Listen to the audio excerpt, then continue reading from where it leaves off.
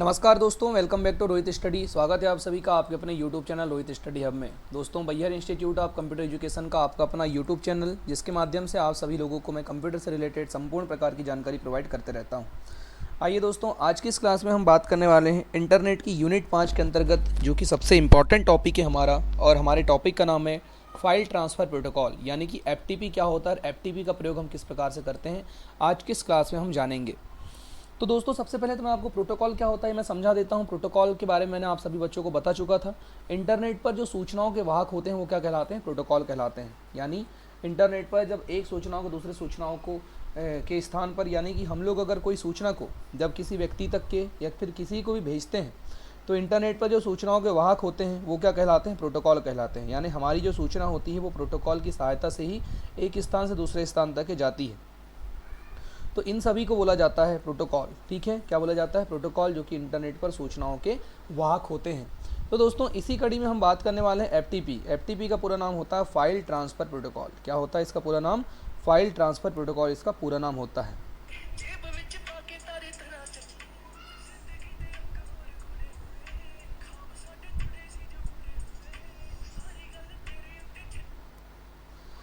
तो दोस्तों, इसका पूरा नाम होता है एफ यानी फाइल ट्रांसफ़र प्रोटोकॉल इसका पूरा नाम होता है। ठीक है, अभी बात करते हैं फाइल ट्रांसफ़र प्रोटोकॉल क्या है, कैसे काम करता है। फाइल ट्रांसफ़र नाम से स्पष्ट है, यानी जो इंटरनेट पर फाइलों को ट्रांसफ़र करे, ऐसे प्रोटोकॉल को क्या बोलते हैं, फाइल ट्रांसफ़र प्रोटोकॉल के नाम से जाना जाता है।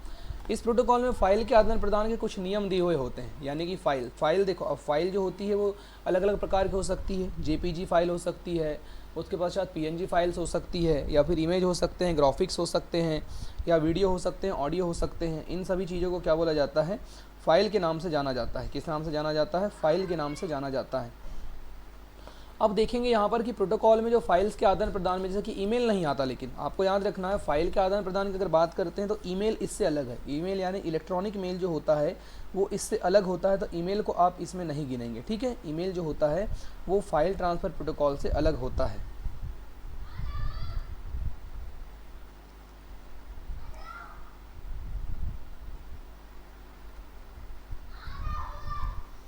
तो ईमेल जो होता है वो फाइल ट्रांसफ़र प्रोटोकॉल के अंतर्गत नहीं आता।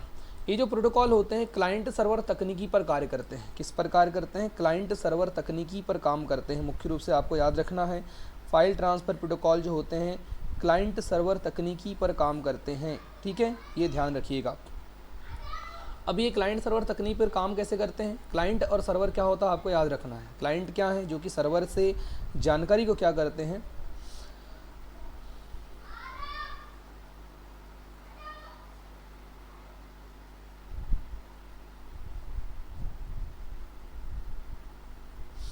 तो मुख्य रूप से क्या करते हैं, क्लाइंट सर्वर तकनीकी का पालन करते हैं। क्लाइंट मतलब क्या होते हैं, जो सर्वर से अनुरोध करते हैं, सर्वर से सूचना को प्राप्त करने के लिए या फिर सूचना मांगने के लिए जो रिक्वेस्ट करते हैं वो क्या कहलाते हैं, क्लाइंट कहलाते हैं।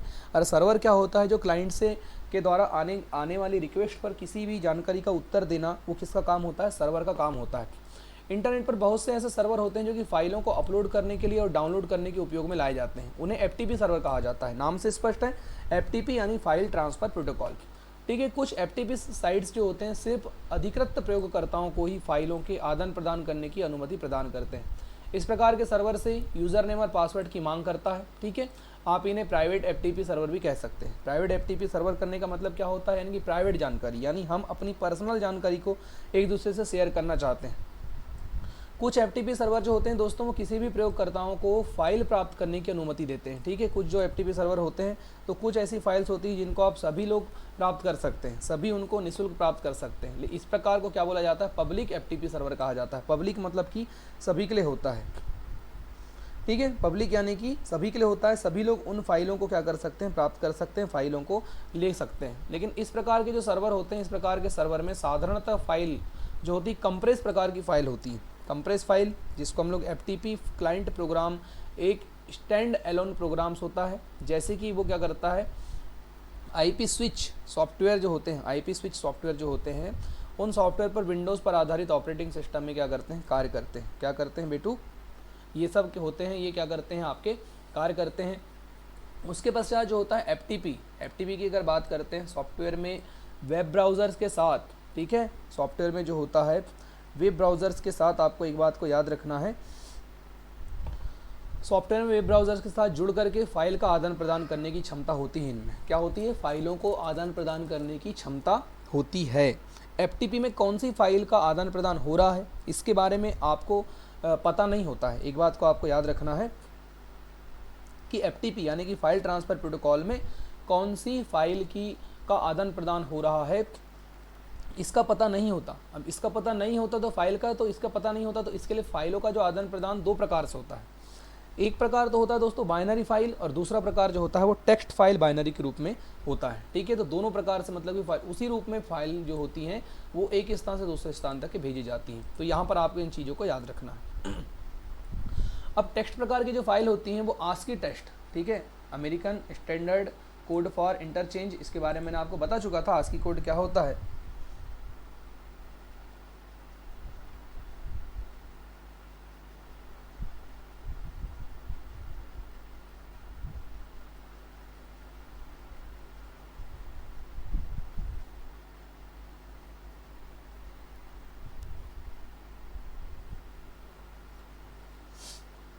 तो जो होते हैं इस प्रकार के प्रकार में जो होते हैं सिर्फ टेक्स्ट फाइल का ही आदान प्रदान किया जा सकता है। टेक्स्ट फाइल का मतलब जिनमें सिर्फ लिखा हुआ डेटा हो, उन्हीं फाइलों का आदान प्रदान मुख्य रूप से किया जाता है।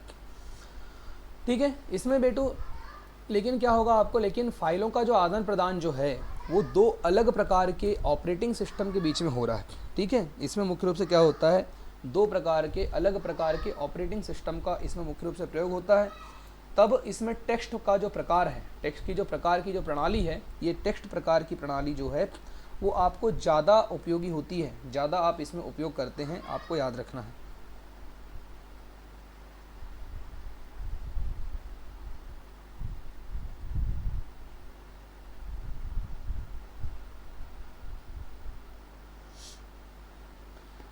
उसके पश्चात बात करते हैं आप सर्वर फाइल क्या होती है। सर्वर के बारे में मैंने आपको बता दिया था। आप एफटीपी सर्वर का जो होता है, ध्यान दीजिएगा, सर्वर का फाइलों को सर्च इंजन के द्वारा खोज सकते हैं। क्या कर सकते हैं आप? सर्च इंजन के द्वारा खोज सकते हैं।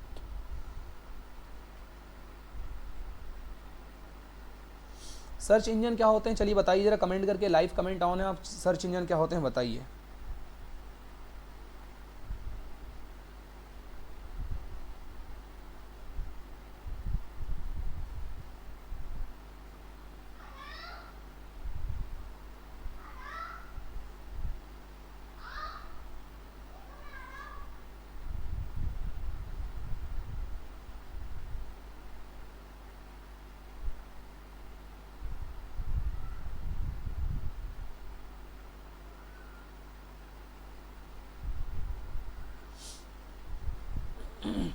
तो इसमें क्या होता है कि एफटीपी प्रणाली जो होती है, चलिए जो सर्वर सर्च इंजन जो होते हैं, सर्च इंजन क्या होते हैं,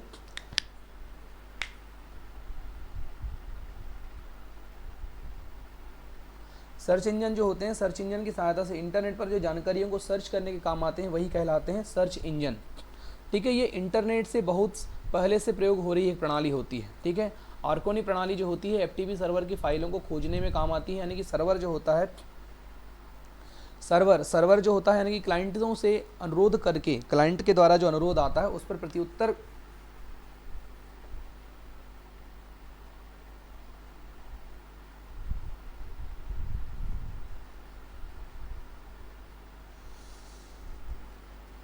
तो क्या करते हैं, ये फाइलों को खोज करके इनको आसान बनाते हैं। उसके पश्चात इस सर्वर फाइल में नाम द्वारा इसको ढूंढ सकते हैं। ठीक है, इस प्रणाली को पूर्णतः जो है एफटीपी सर्वर पर काम करने के लिए इस प्रणाली को मुख्य रूप से बनाया गया था। उसके पश्चात ये जो रहते हैं आपका आर्की को विभिन्न सर्वर प्रोग्राम्स भी हम कह सकते हैं। उदाहरण के लिए आप yahoo.com, अगर एक हम छोटा सा अगर उदाहरण लेते हैं तो yahoo.com वेबसाइट खोल करके उसमें निम्न पदों पर भी आप क्लिक करके इस प्रणाली का मुख्य रूप से उपयोग कर सकते हैं। तो देखिए कंप्यूटर, उसके पश्चात इंटरनेट, उसके पश्चात इंटरनेट साइट्स और सर्चिंग करके इस प्रणाली का मुख्य रूप से उपयोग कर सकते हैं। साधारणतः बहुत सारे इंटरनेट प्रयोगकर्ताओं को डेटा भेजने के लिए जो है एफटीपी की आवश्यकता नहीं पड़ती, यानी कि फाइल ट्रांसफ़र प्रोटोकॉल की आवश्यकता नहीं पड़ती, आपको याद रखना है।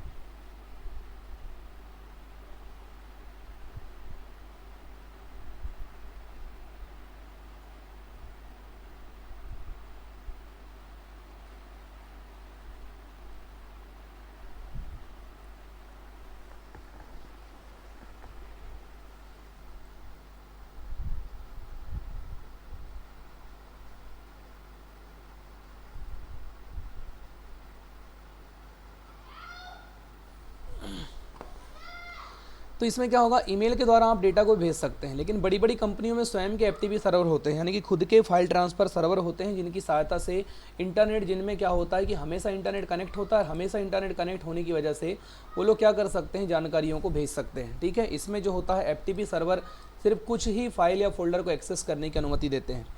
इस प्रोटोकॉल का जो उपयोग है TCP/IP, TCP का पूरा नाम क्या होता है मैं आपको बता चुका हूँ, ट्रांसमिशन कंट्रोल प्रोटोकॉल इसका पूरा नाम होता है, और IP का पूरा नाम क्या होता है, इंटरनेट प्रोटोकॉल इसका पूरा नाम होता है। तो इन पर काम करने वाले सभी जो नेटवर्क होते हैं, जैसे कि इंटरनेट, इंट्रानेट, इन सब फाइलों के आदान प्रदान के लिए इनका प्रयोग किया जाता है। कोई भी निजी संस्था में किसी भी पृथक प्रोग्राम्स जो होते हैं, एफटीपी सर्वर या फिर क्लाइंट सर्वर का निर्माण करके भी आप वो काम को कर सकते हैं। इस बात को आपको याद रखना है। दोस्तों आगे यहाँ पर आपको ध्यान देना है कि इसमें प्रदान किए, जब भी कोई निजी संस्था में किसी भी पृथक एफटीपी सर्वर का जब निर्माण किया जाता है, तो लगभग जितने भी होते हैं, लगभग सभी प्रकार के जो ऑपरेटिंग सिस्टम जो होते हैं एफटीपी को सपोर्ट करते हैं, और यही सभी कंप्यूटर जो होते हैं वो क्या करते हैं, टीसीपी पर आधारित नेटवर्क के हिसाब से जुड़े हुए होते हैं, यानी टीसीपी पर नेटवर्क के साथ जुड़े होते हैं। उन नेटवर्कों से जुड़े किसी भी अन्य कंप्यूटर पर फाइलों के आदान प्रदान को क्या बनाते हैं, सक्षम बनाने का कार्य करते हैं। फाइलों के आदान प्रदान को सक्षम करने का कार्य करते हैं, सक्षम बनाने का कार्य करते हैं। अब बात करते हैं एफटीपी के मुख्य उद्देश्य कौन से हैं। ठीक है, एफटीपी यानी कि फाइल ट्रांसफ़र प्रोटोकॉल के मुख्य उद्देश्य कौन से हैं। तो पहले उद्देश्य की अगर बात करते हैं तो कंप्यूटर प्रोग्राम्स। ठीक है, पहला उद्देश्य क्या है, कंप्यूटर प्रोग्राम्स फाइल एवं डेटा को अन्य प्रयोगकर्ता को प्रयोग करने की सुविधा प्रदान करता है। क्या करता है, कंप्यूटर प्रोग्राम जो होते हैं वो फाइल एवं डेटा को अन्य प्रयोगकर्ता, ठीक है, अन्य प्रयोगकर्ता जो भी हैं उनको सूचना या फिर डेटा प्रदान करने की, डेटा को एक्सेस करने की अनुमति प्रदान करते हैं। इसको आपको याद रखना है। दूसरे क्रम पर बात करते हैं दूरस्थ यानी कि रिमोट कंप्यूटरों में प्रयोगकर्ताओं के साथ कार्य करना। रिमोट कंप्यूटर, अगर आप रिमोट कंप्यूटर एक्सेस करना चाहते हैं, रिमोट करने का मतलब क्या होता है कि एक जगह बैठे बैठे आप किसी दूसरे के कंप्यूटर को अगर चलाना चाहते हैं तो उसी को बोलते हैं हम लोग रिमोट एक्सेस। ठीक है, यानी कि एक जगह बैठ करके दूसरे के कंप्यूटर को लागू करना या फिर उसको अपने सिस्टम पर खोलना ही रिमोट लॉगिन करना कहलाता है। तीसरा जो तरीका होता है दोस्तों वो होता है आपका डेटा की विश्वसनीय तरीके से तेज़ी से स्थानांतरण करना। डेटा को विश्वसनीय तरीके से या फिर विश्वसनीयता के साथ तेज़ी से स्थानांतरित करने का जो गुण पाया जाता है वो होता है मुख्य रूप से। अब बात करते हैं एफटीपी के लिए निम्नलिखित फाइलों का आदान प्रदान किया जा सकता है। तो पहला जो है देखिए यहाँ पर आपका शेयरवेयर, पहला जो है आपका प्रकार क्या है, शेयरवेयर। परीक्षण के लिए सॉफ्टवेयर मुफ्त में उपलब्ध रहते हैं। ठीक है, अगर आपको कोई भी परीक्षण अगर आप करते हैं तो उसके लिए सॉफ्टवेयर जो है मुफ्त में उपलब्ध रहते हैं, लेकिन उपलब्ध सॉफ्टवेयर में सभी प्रकार की सुविधाएं उपलब्ध नहीं होती। तो ये शेयरवेयर हो गया।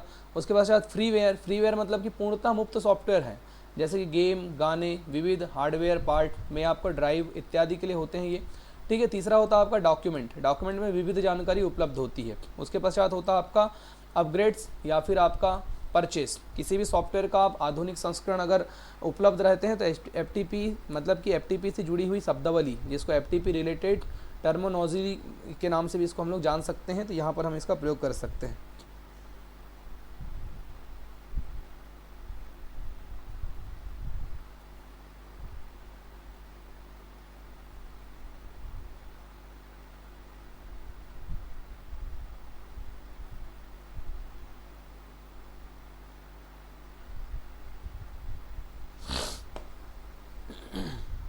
एफटीपी कमांड ऐसे कमांड्स होते हैं जो कि फाइल ट्रांसफ़र प्रोटोकॉल से वांछित कार्य को संपादित करने का कार्य करते हैं, वांछित कार्य को संपादित करने में उपयोग किए जाते हैं।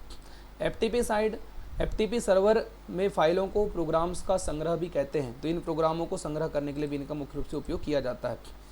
उसके बाद बात करते हैं अपलोड। तो अपलोड एक ऐसी विधि होती है जिसकी सहायता से आप क्या कर सकते हैं, अगर एक स्थानीय कंप्यूटर से डेटा को भेज रहे हैं तो सबसे पहले क्या होगा, आपको किसी फाइल को अपलोड करना होगा। उसके पश्चात डाउनलोड, अगर दूरस्थ कंप्यूटर में किसी भी स्थानीय कंप्यूटर अगर है तो उसको मुख्य रूप से क्या करना पड़ता है, कंप्यूटर या किसी भी फाइल को स्थानांतरित करने के लिए उसको डाउनलोड करना पड़ता है। अब बात करते हैं अनाम यानी कि नोमॉस एफटीपी साइट्स, यानी कि बहुत सारी साइट्स ऐसी होती हैं जो कि एफटीपी सर्वर को रन करती हैं, यानी उसको चलाने का काम करती हैं। इस प्रकार के एफटीपी में कार्य करने के लिए प्रयोगकर्ताओं को सर्वर एवं पंजीकृत करने की आवश्यकता पड़ती है। सभी प्रयोगकर्ताओं का एक ही यूज़र नेम होता है। क्या होता है, एक ही यूज़र नेम होता है जो कि साधारणतः आपका टीटी मतलब कि एफटीपी होता है, और एक अकाउंट को इसमें पासवर्ड की आपको ज़रूरत नहीं पड़ती, लेकिन प्रयोगकर्ताओं को सामान्यतः पासवर्ड के रूप में अपना ईमेल पता भेजने को कहा जाता है। अब बात करते हैं एफटीपी सर्वर क्या होता है। वर्तमान में एचटीटीपी और एफटीपी सर्वरों की जो संख्या है वो हज़ारों में है।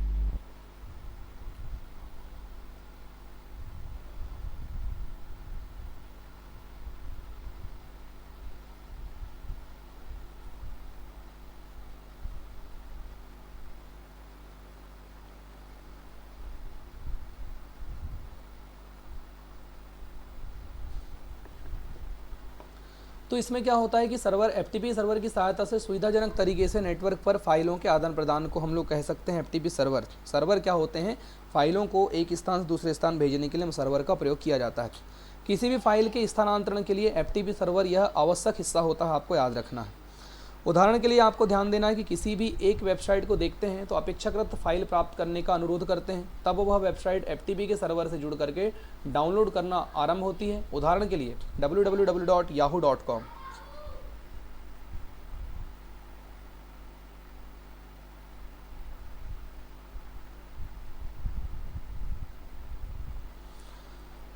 क्या होता है कि इसमें क्या होता है कि जैसे कि yahoo.com मूल वेबसाइट मानते हैं, तो हमने इससे जुड़ने के लिए एक वांछित फाइल की मांग कर सकते हैं, तो उसके बाद में उसी के एफटीपी सर्वर से आपको जुड़ना होगा। फाइल के अनुसार दूसरे एफटीपी से जुड़ते हैं हम लोग। जब आप उस सर्वर पर लॉग ऑन करते हैं तो सर्वर आपको एक परिचय पूछता है। परिचय मतलब कि आपको यूज़र नेम, पासवर्ड इत्यादि डालने की आवश्यकता पड़ती है और आप उसकी सहायता से डाल सकते हैं।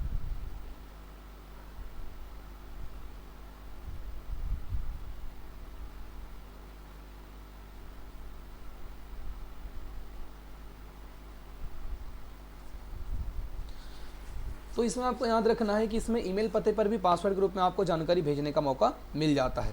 तो दोस्तों ये था मुख्य रूप से आपका एफटीपी सर्वर। एफटीपी के पश्चात अब हमारा जो अगला जो टॉपिक स्टार्ट होगा वो है आपका वेब पब्लिशिंग क्या होता है। वेब पब्लिशिंग क्या होता है इसके बारे में आपको अगली क्लास में बताऊंगा। दोस्तों वीडियो अगर अच्छा लगा हो तो प्लीज़ वीडियो को लाइक ज़रूर कीजिएगा और कमेंट करके मुझे ज़रूर बताइएगा आपकी पढ़ाई कैसी चल रही है। मिलते हैं नेक्स्ट वीडियो में, बने रहिए रोहित स्टडी हब के साथ।